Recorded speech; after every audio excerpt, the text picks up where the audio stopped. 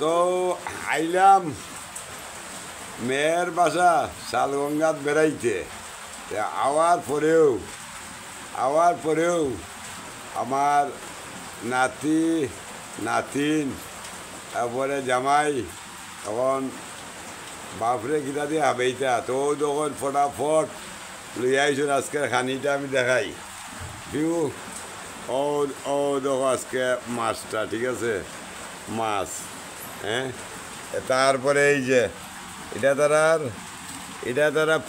তারা পুকুরের মাছ, পুকুরের, ঠিক আছে।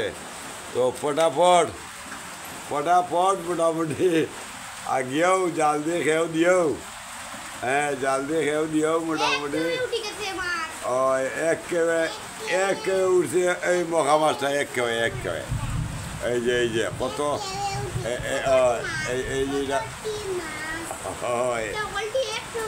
আচ্ছা, আর এটা হইল গিয়াও একেবারে উঠছে।